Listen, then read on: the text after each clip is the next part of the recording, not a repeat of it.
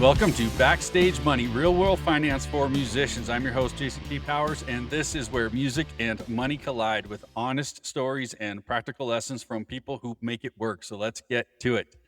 Today, I am joined by Jack McCarthy, entrepreneur and co-founder of IndieX at Indepreneur, the agency that helps Grammy winners, multi-platinum acts, and indies alike generate direct-to-fan e-commerce revenue. His path runs from the Philadelphia scene to the road as a guitar tech turned touring guitarist to leading a team that builds and monetizes fan bases artists actually own. Under Jack's leadership, IndieX has driven millions in direct-to-consumer sales by filling the revenue gap the industry often ignores, and I'm excited to have that conversation today. Today, we're going to dig into the baseline philosophy for treating your act like a business, why owning your data matters, and practical ways to get off the revenue roller coaster. Jack, welcome to the show. Thanks for having me, Jason. Excited to be here. Yeah, man, I've seen your guys' stuff around, and I was looking to reach out to you, and then you reached out to me, and we started talking, and I was like, this has worked out great. I'm excited for it. So yeah, I'm excited. I love it. Yeah, I'm excited to have these conversations, and I love what you guys are doing out there. Oh, thanks so much, man. I'm excited to be here. Definitely stoked to get into the weeds of all of it with you. Yes. So let's dive in. I want to talk about a little bit of one of the main conversations that comes up is this feast or famine cycle that artists go through. And that's sort of how you guys started, right? It was off this idea of how can we help curb this a little bit, right? For sure. Yeah. That was one of the big areas that started Indepreneur as a whole, but certainly the agency side of our company, IndieX, is really founded based on, and a lot of our strategy is really built around helping artists pick up revenue that is often left on the table, and really to help them stabilize a lot of the monetization roller coaster that exists for artists and bands, which looks a lot like launch a record, spike in revenue, revenue comes down, go on tour, spike in revenue, revenue comes down. And there's these flat lines when the revenue comes down on that roller coaster, and helping artists to stabilize that is a lot of the focus that we put our time and effort and energy into, in addition to maximizing those spikes. But it's really looking to build sustainability and a bit more of a stable baseline, if that makes sense. Yeah. Yeah. So tell us a little bit about Indepreneur itself and how that got started, and then the IndieX side, and help us understand what we're talking about. And then I have some good stuff I want us to chew on today. For sure, yeah. So Indepreneur has been around since 2017. We started as a company. My business partner, Kyle, started Indepreneur back in 2017 with the early release of Indie Pro, some of our foundational trainings and the community that we started building of artists that were looking to learn digital marketing. Kyle, Circa for short, he was getting his footing in digital marketing, or had gotten his footing in digital marketing in the tech space, specifically like websites and app building. And at the time, he was working in a studio as a studio manager, also then helping apply marketing to artists that he was, seeing through the studio, and got into consulting, got into teaching. In the fledgling Indepreneur was built at the same time I was working off the road after being on the road as a touring guitar player, a guitar tech, working in the studio in Philly. I was cutting my teeth in digital marketing, working with small businesses, nonprofits, online businesses.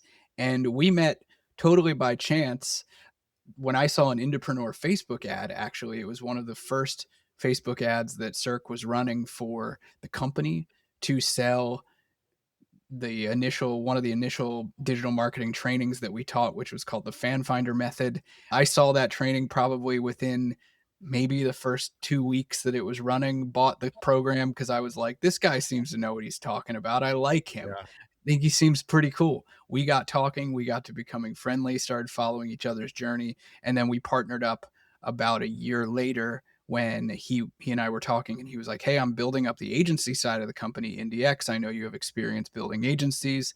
What do you think about working together on this? And it was a match made in heaven. We've been doing it ever since.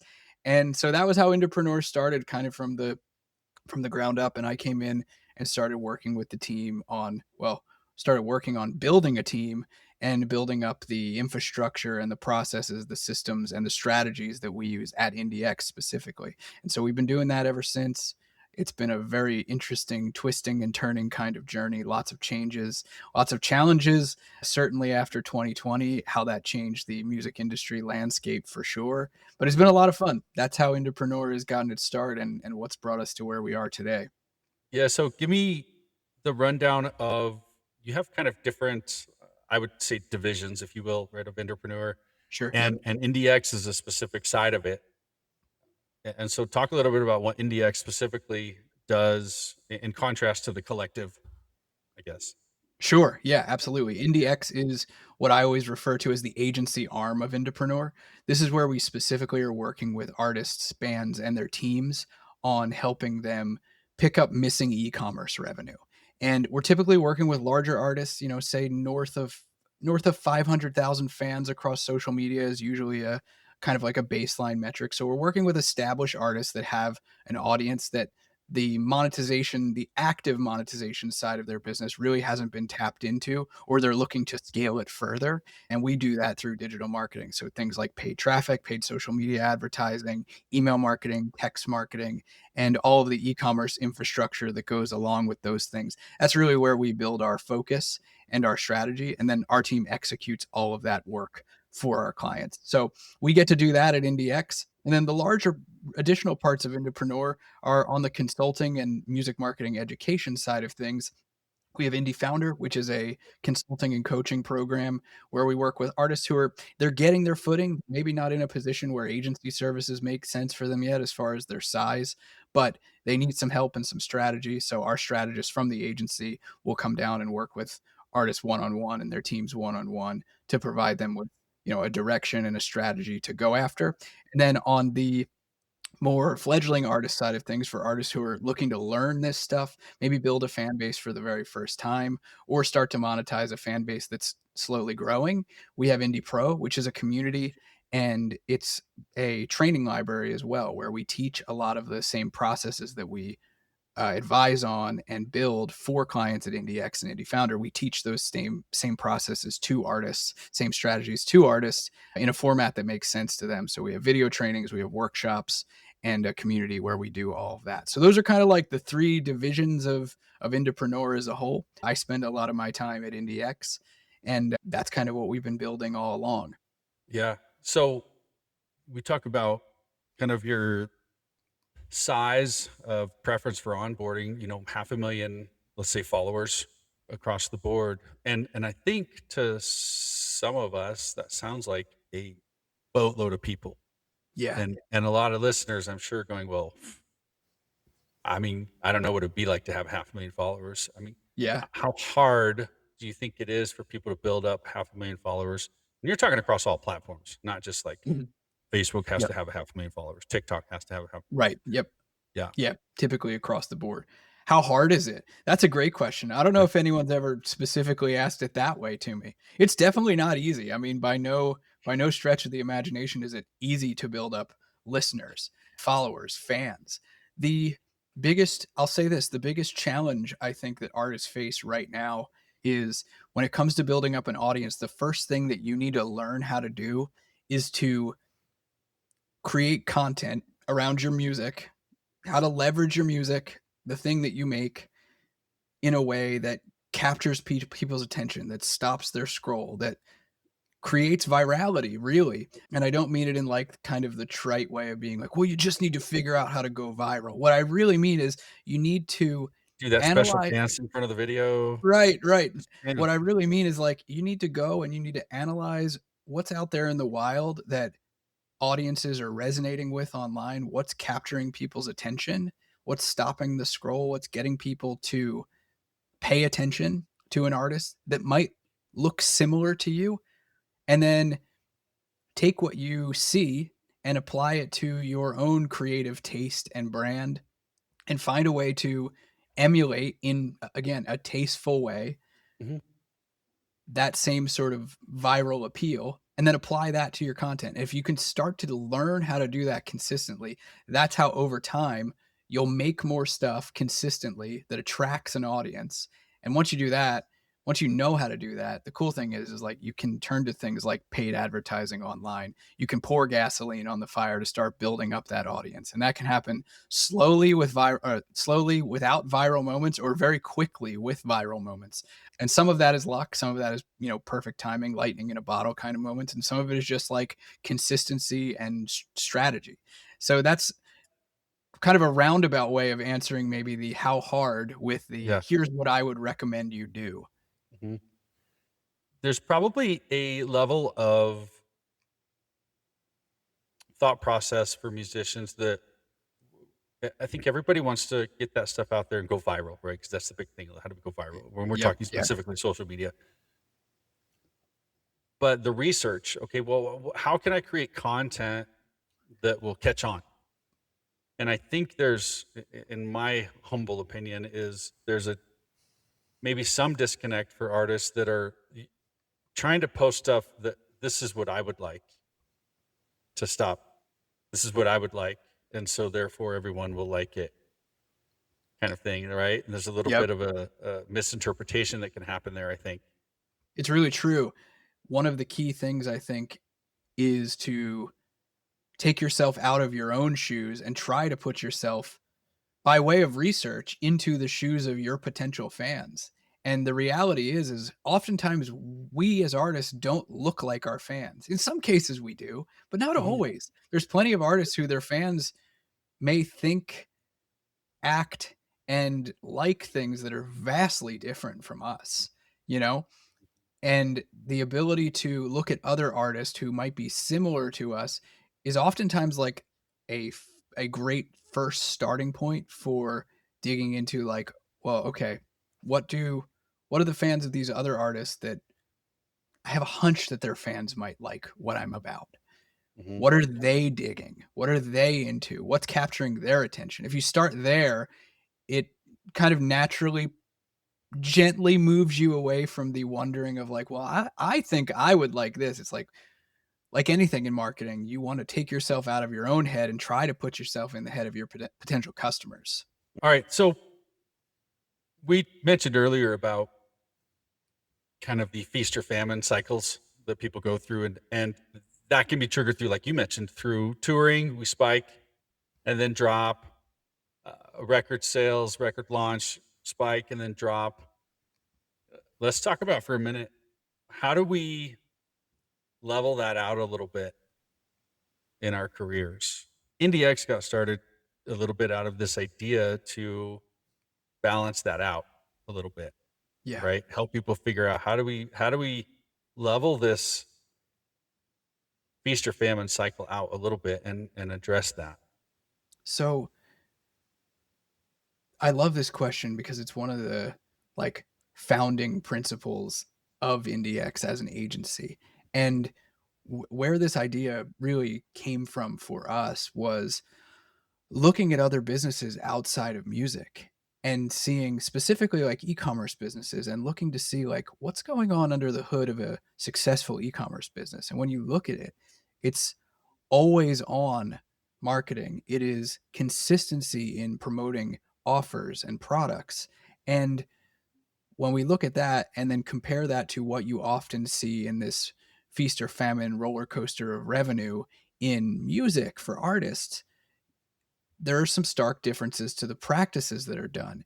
And just taking some of those strategies that are deployed by online brands, e-commerce companies, and really lots of other kind of businesses as well, but let's just pick on them and use their examples.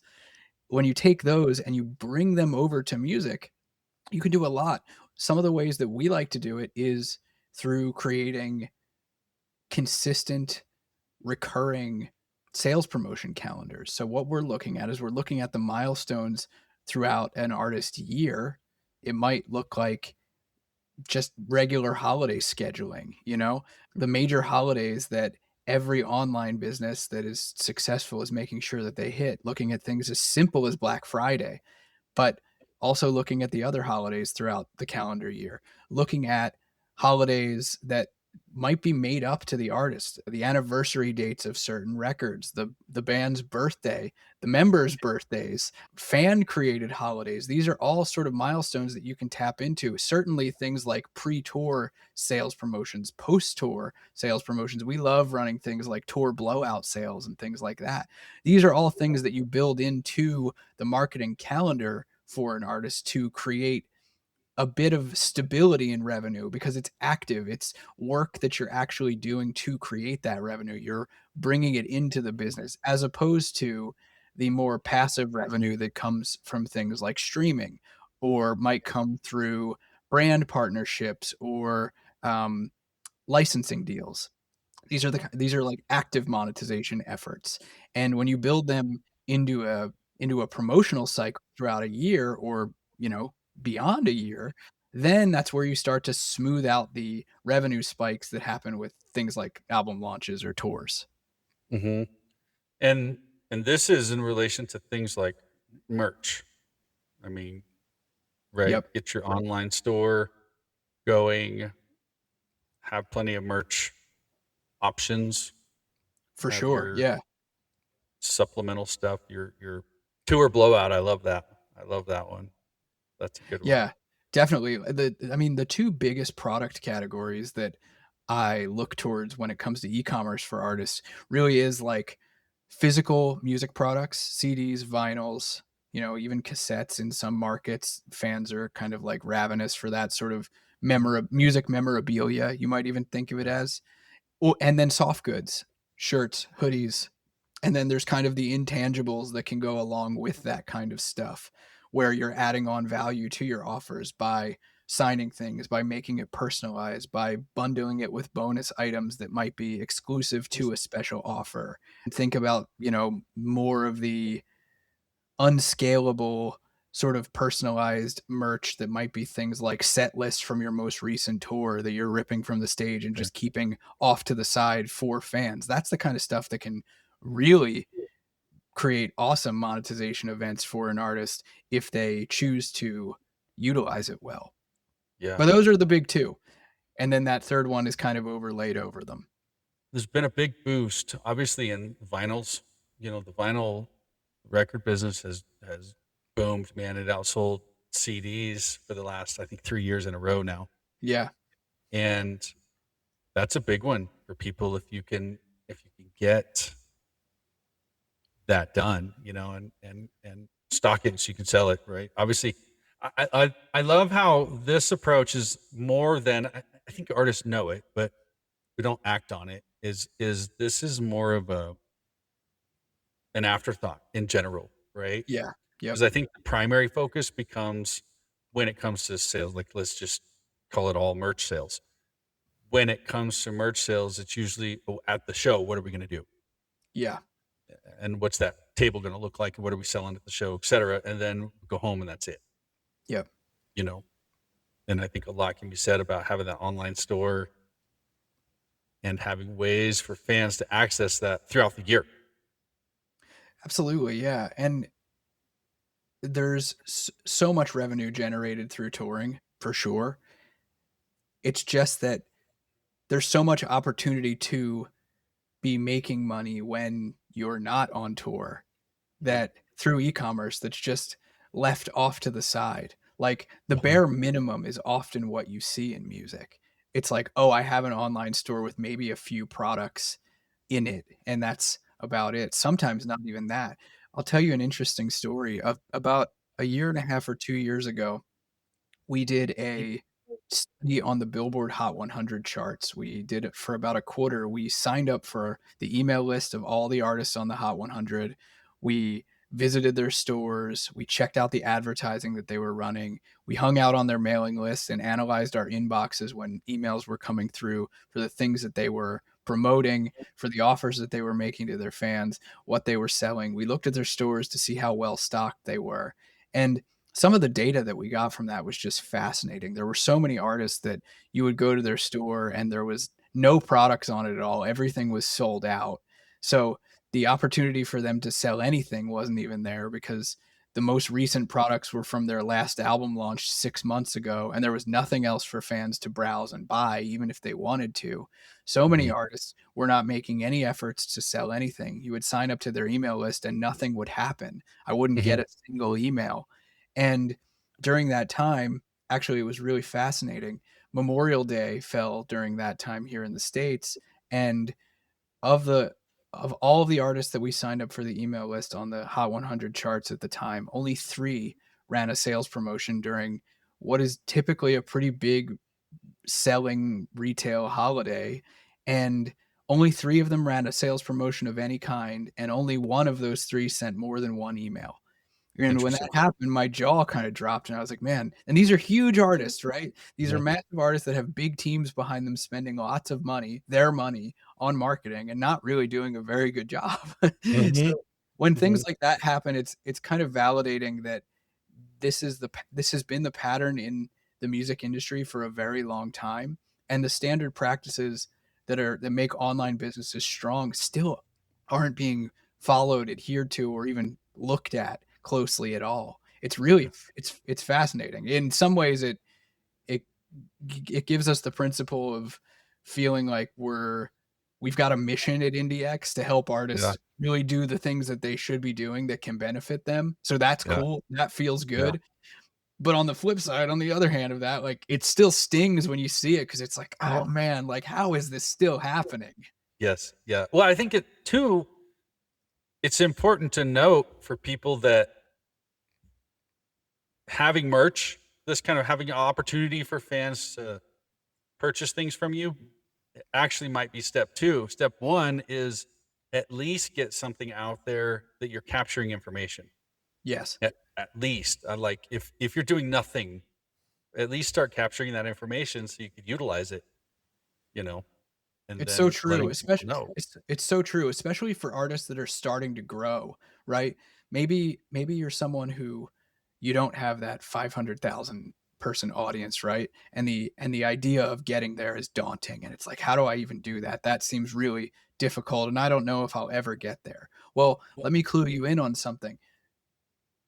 There is plenty of opportunity to build revenue in your music business, in your career with smaller audiences, but you have to start owning the data sooner. You have to start collecting contact information, having a direct one-to-one channel where you can communicate with your fans who are potential customers and your fans that are customers and repeat customers. Because if you can't do that and you're relying on the social media algorithms to be able to reach your fans, then you're going to constantly be at a disadvantage because that's going to the reach is going to keep getting smaller.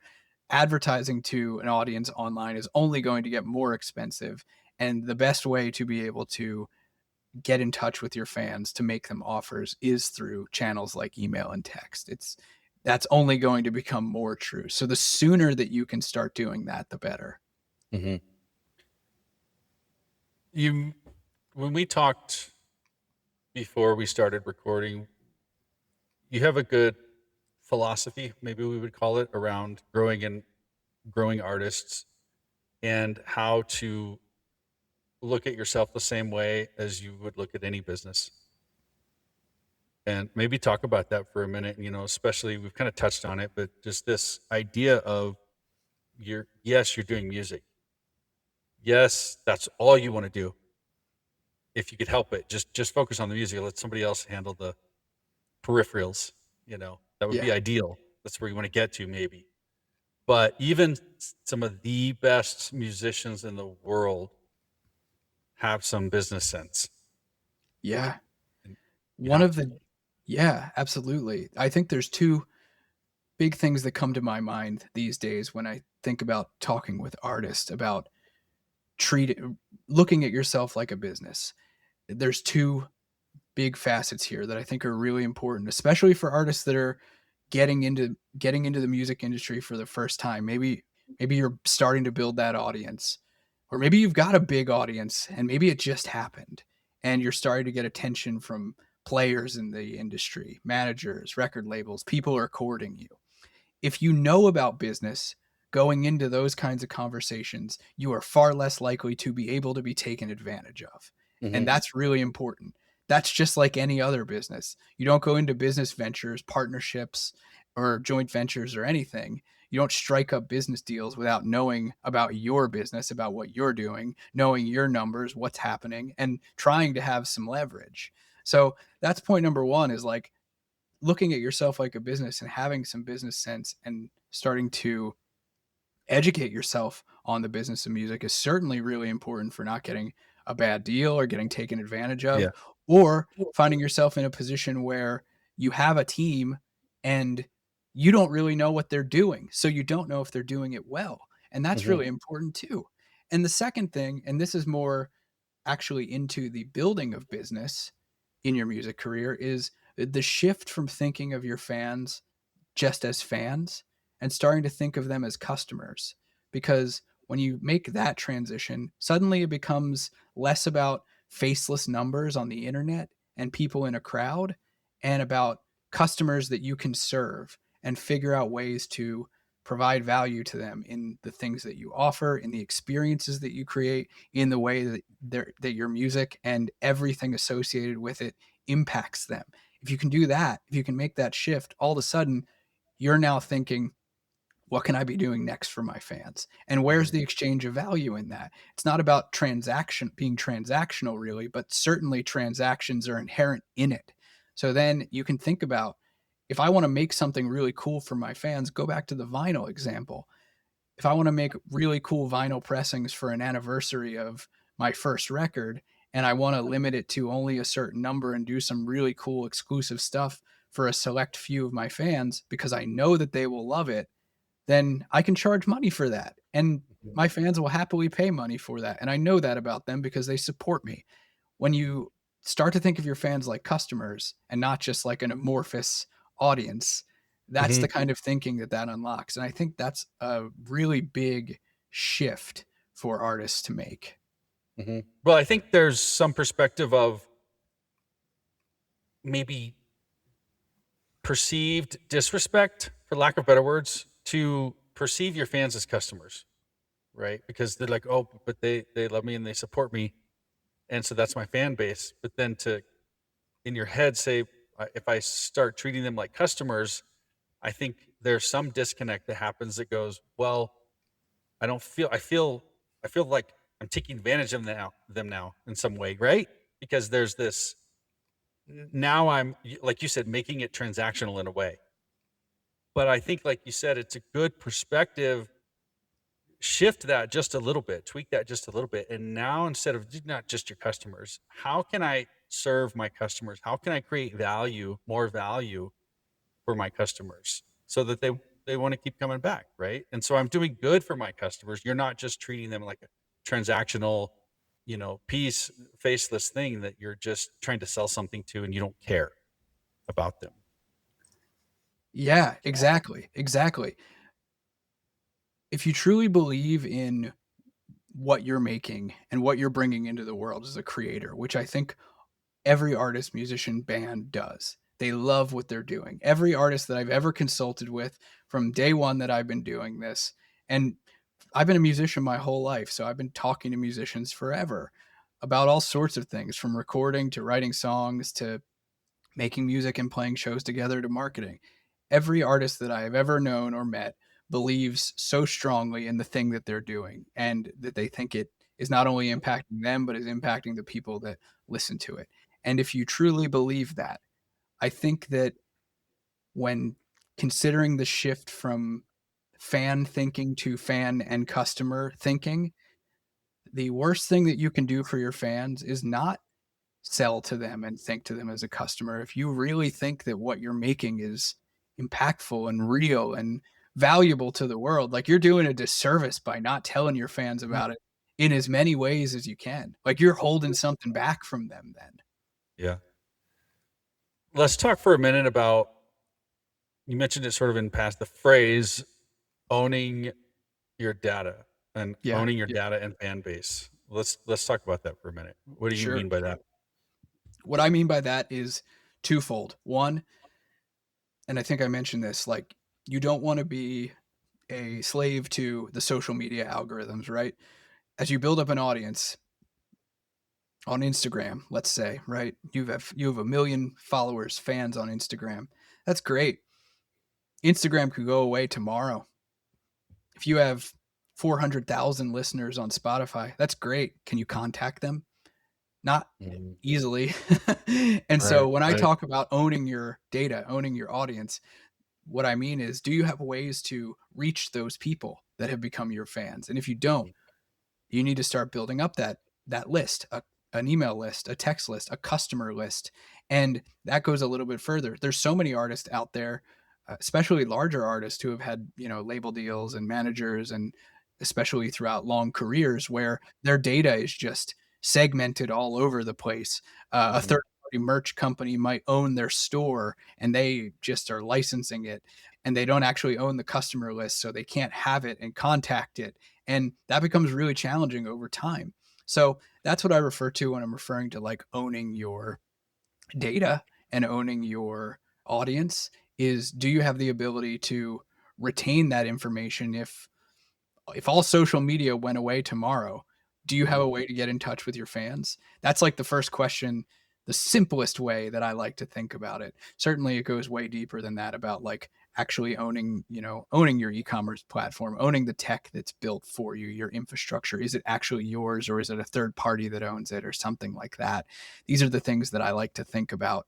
And it benefits you in a number of ways than just the direct to fan side of things as well. If you have a big email list, I was just talking with one of our clients fairly recently, one of their managers who was working on a partnership deal with a big streaming company. Actually, it was like an entertainment streaming company.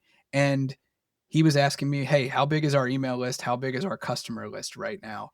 I need to know because I'm writing this into the deal because Yep. it's leverage for us." And Mhm. these are also the kinds of things that it's worth considering, is like when you own that data, you have leverage when it comes to partnerships. Again, this goes back to like not being taken advantage of in an industry that takes advantage of creators. Mhm. Yeah, it's just it's being smart about it For sure. and planning ahead. Even if you're just starting out, I think if you can position yourself in a way that you control your data, so to speak, as you grow, because everybody wants to be big, right? So let's just say when you become big, you're already in a position to control a lot of that data. And like you said, leverage. I 100 love that. 100%. Yeah. Yeah. I mean, you remember the scare when TikTok was getting taken down Oh my gosh. and Yeah. the absolute panic that people were Yeah. going through because their livelihoods were going away all of a sudden. And it was quite a thing to see for a little bit. Yeah. Oh, so I had so many conversations around that time, and it happened twice. You know, it happened twice that there was the TikTok going away scare, and it's like, okay, the second time around, we still haven't learned. We're still freaking out over here. Yeah. Yeah. Let's get the data Yeah, in hand. Well, let's take that to now streaming a little bit. Obviously, the industry has shifted, and it's a very heated topic right now. The topic of streaming and how artists are getting paid and fair or not, etc. So, but that is, I think, one example of I understand it's a means to an end. I mean, the artists need to do that because that's the technology we're in right now. You can't really get around it generally, but I guess my question is, what are ways you've seen artists utilize the direct communication to curb that cut in income for streaming sales? yeah. It's a great question. I now view streaming as a revenue source, kind of as a necessary evil or a necessary Mhm. good, depending on how you look at it. Because for artists, especially with artists with growing or larger fan bases, you will have some baseline of revenue that comes from streaming. And that's good. That's a good thing that it's there. The position that I often take with it when I advise artists is that that is not an active revenue stream. It's not an Okay. active monetization pathway. And here's an easy way to think about it. When fans stream your music, they don't really think that they're supporting you. They don't Mhm. there isn't a there's they don't know that they're transacting with you because they're not. They are Spotify's customer in this Mhm. case and not yours. And so while I think that streaming is again a necessary evil or a necessary good, depending on how you look at it, it provides a baseline of revenue for many artists, maybe not enough artists. We certainly could have that Sure. conversation for sure. I think there's streaming inequity for sure. And I'm not the one who's in the position to argue how that's going to change or whether that's ever going to change. But what I will say is again, like looking at things like direct to fan, the difference here is you're going from passive to active, where now you've got fans that you can contact, whether that's contacting them via your social media presence, because that's where you got them right now, or Mhm. things like your email list, your text list, so on and so forth, your customer list. But what's cool about direct to fan, direct to consumer is tomorrow you could go make an offer to those fans and spike your revenue. Mhm. You can't do the same thing with streaming. You can't create a flood of listeners that will, make you 5,000, 10,000, $20,000 tomorrow with an offer. Mhm. You're not going to do that. And so I don't necessarily say that direct to consumer can beat streaming, but what I often look to it as is again, like it's the difference between streaming having being a baseline of revenue, and for some artists, it's a lot, and that's cool. I'm glad that it's there for them. But if it Mhm. dried up, what are you gonna do about it? You Mhm. gotta drive a lot of people to streaming to make up for streaming drying up. Wouldn't it be just as easy to sell some cool stuff to your fans and start Mhm. making revenue actively? That's the way that I look at it and how I Mhm. often advise artists about it. Mhm. That really makes me think of the word control. Yeah, We're constantly artists are constantly relying on systems they can't control, that they have no control over, let's say, for sure. So you're constantly putting yourself in a position of environments you cannot control. Now, some of it's the nature of the game, but in this context, it's again, how do you start pivoting into positions that you can control? How do you start building internal systems for income and money management and that helps keep you in control, right? Yeah. I Absolutely. Yeah. We talk about that with finances too. When I talk to artists about finances, since this is about a podcast about money in the music industry, when I sit down with artists and have these conversations about finance, we have that very same conversation, and it's Yeah, about, yeah, look, where are we placing our money? Not what are we doing to produce income. That's different, a little bit of a different conversation, but where are we placing the money we've now made? yeah, You know, we do the same thing. We start placing it into vehicles that we don't really have control over. We start going, "Oh, let's put it in some high risk investment." Well, you have no control over what happens, yeah, or yeah, on the flip side, let's start leveraging debt, bad debt. Let's start using debt. Well, who's in control of your money now? The bank, you yeah, know. yeah, for Let's sure. see if we can position you in a spot where you actually have control over your finances It's and 2 you can sides of the same direct that. systems coin. Yeah, it really is. It really Yeah. is. Let's talk for a second about advice or stories you may have for artists and their teams who are looking to get off the revenue roller coaster. Just Yeah, some very here's some very basic things.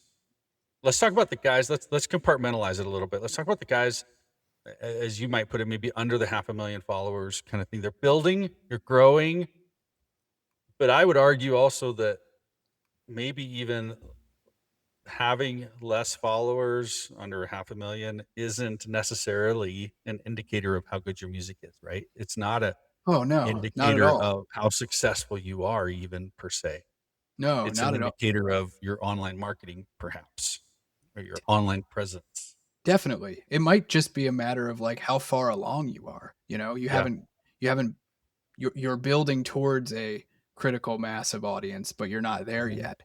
mhm, mhm, A few tactical things that I think, are worth considering for artists of all size to think about when it comes to this feast and famine revenue roller coaster that I would look at. generally speaking, is like if you're an artist or an artist manager and you're thinking about your artist and you're wondering, okay, I've got this baseline, I've got streaming revenue coming in, we're doing some touring, maybe it's starting to make a little bit of money or it's breaking even. What can we be doing on this level of active monetization efforts? What can we start thinking about? The first place that I would look to is first I would look at and I consider like three axes of audience growth and development for artists, and those fall into three categories. It's getting attention, capturing attention, monetizing attention. And for artists that are growing and starting to get momentum, the two to be thinking about and kind of auditing that I would recommend are, what are you doing to capture the attention of the audiences that you've been getting, and then what are you doing to monetize it? So ask yourself, what am I doing? Have I been doing? And could I be doing to build up direct contact with my fans? That might look like, do I have a strategy in place for just DMing my fans, getting into the messages with them on social media? One way to do it, going hand to hand. What do I have happening to build up a subscriber list on email and on text? What are you doing to make that happen? These are the kind of things when it comes to capturing attention. Additionally, with that is like, what kind of consistency are you bringing to your online presence beyond just getting the attention, viral moments, and content that, stops people from scrolling? Are you a ghost town apart from that stuff online? Are you going live? Are Mhm. you posting consistently? Are you using stories effectively to communicate what you're doing in the day to day so that once someone has enough interest to possibly become a fan, do they have a reason to stick around? That all falls into like the Mhm. capturing attention, owning your data side of things.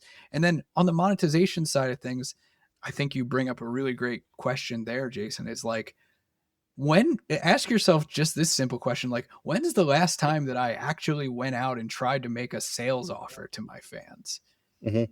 Ask yourself that and maybe just put on the slate like, this quarter I'm going to try to make 3 direct sales offers to my fans.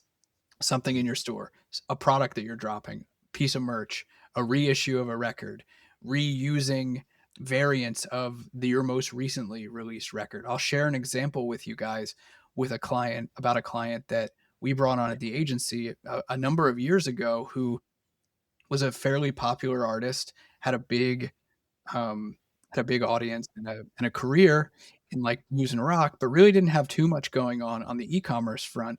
We helped him scale that with paid traffic for his releases. But what was really interesting, how we helped him to tap into, again, getting off the revenue roller coaster a little bit of then taking soft goods and vinyl variants of his record that was continuing to sell for a long album cycle Mhm. and taking, okay, this quarter it's going to be red and blue vinyl variants. We're going to sell those to the fans. Next quarter it's going to be black and white vinyl variants and a new t-shirt design to go along with it. These are the sorts of things that you start to look at. How can I maximize the use of my existing product set, which I know is something that a lot of artists that are coming up struggle with. It's like, I just released a record. I don't have another one in the can. So, like, what am I Mhm. supposed to do? I know this thing isn't old yet. These are the ways that you think about your offers and slightly varying them, making them a little bit different, and then marketing them again. And you get fans into a collector's kind of mindset then. This works really, really well. These are the kind of things that I would be thinking about. Any what have you seen in your career for artists? What are their top selling kind of products out there? Physical music products, CDs, vinyl, cassettes, CDs and vinyl definitely being the leaders of that. Those are strong. Fans want to, when music is released and when music is being toured on and fans are discovering, they want to hold tangible things. Mhm. And that is still the case to this day. And people are always surprised when I tell them that, but so much of the revenue that's generated by our clients is from physical music products, which is awesome. I'm glad. Yeah, I'm yeah, happy that that's the case. yeah. Uh, and then it's followed by merch, soft goods, t-shirts, hoodies. Stuff that sells on tour sells really well online as well. Those are like the Has there 2 big categories. has there been any particular merch that kind of has risen above the rest that you've seen, or maybe one that caught you off guard? You're like, I didn't expect that, but this is a wildly good seller for across the board. Man, that's a great question. Wow. There's not one in particular that comes to mind. Like, I couldn't come to you and say, like, "Yeah, hoodies just blow me away." Like, I had no Yeah. idea that hoodies would sell so well. But Yeah. Yeah. I'll share some stories. I'll share a specific story that I think is really interesting. There was a band that we work with at the agency that when they were going back on tour for the first time after the COVID pandemic, this was around like 2022-ish. I want to say like mid 2022-ish. They were going back on tour for the first time, and we promoted a merch drop for a t-shirt design that was their back. It was going to be like their back on tour tee, and they weren't going to sell it on the road. And fans ate that up online because they were going to go out to the shows anyway and buy merch. But Mhm. the fact that there was something being withheld and only being sold Yeah. exclusively this way, people just loved it and they flooded right to it. So I say that to say less to do with the type of merch and more to do with the way that the offer is presented. If you have something Create some that you are, demand. yeah, if you have something that you can offer in an exclusive way using scarcity, using exclusivity, Mhm. using urgency, limiting the numbers, all of that, the all the Mhm. elements that make up a strong offer, if you can use that online and potentially withhold it so that it really does, so that it actually is exclusive. These guys did not have these shirts on the road. So Mhm. fans were really excited about it. When you can create great offers around your products, it doesn't really matter whether it's a shirt or a t-shirt, a shirt or a hoodie or shorts or hats. All of it can work really, really well. It's just about Yeah. positioning. Have you seen much success with the autographed products? Oh my gosh, yeah. Yeah. Yes, 100%. Mhm. Especially autographed and personalization, that kind of stuff works really, really well. I actually think that artists criminally underprice their autographed Yeah. product. If there's any advice that I could give to artists that are autographing records or merch, you should raise your prices on it Mhm. almost 99% of the time, and you won't be Mhm. ripping your fans off. Mhm. Especially assuming that it's actually you doing the autographing and you're making it cool for your fans and it's not junk. You should probably raise your prices on it. I remember like a couple years ago, we were working with a really awesome rapper at the agency, and a huge audience. And I remember he said to us, like, I don't really know if fans would even care to buy a signed CD. And we were like, dude, of Mhm. course they would. Of course they Yeah. would. Yeah. Uh, I think artists don't think enough of themselves in that way. They really should. Mhm. It works great. Mhm. Mhm. I think also don't be afraid to try, you know? Oh my gosh, The yes. worst that happens is, I mean, you do a small run of something and try it out, and if it flops, it flops. Or your timing sucked, or right? There's so many variables. There are so many variables, and this is something that I think paralyzes artists from doing even the word flop. Like artists hear that and the hair on their arms goes up and they're like, flop. Yeah. That's scary. But Yeah. here's something that I think is worth considering when it comes to your marketing and specifically selling to your fans, but really any kind of offers that you're making, releases that you're doing, launches, you will learn as you go. So when something doesn't perform to the level that you wanted it to, you go back and you look at what exactly did we do? What were we expecting? What didn't happen? And why do we think it didn't happen? You go through what we call a postmortem process at the agency Mhm. of unpacking what exactly happened in a marketing campaign and what could we be doing differently next time. This is a process that we run with all of our clients whenever we run a sale, whenever we do an album launch, when we market a tour, literally anything that we do with our Mhm. clients, we'll run postmortems on it to see what could we do better next time. Did it Yeah. hit the goals? Did it not hit the goals? How can we change it? What went well? What can we do again? And if you do that, nothing is really a failure then. It's just a learning opportunity. Yeah. Yeah. And to add on to that, I mean, it was said, but even when you see something that happened very successfully, still it's beneficial to go back and review how can we do even better, Yeah. right? Even if it went so good, great, don't change a thing, or could we tweak it and improve it a little bit? Yeah, 100%. And it's really good to catalog the wins and know what went well so that next time around you can remind yourself, hey, we did this really well.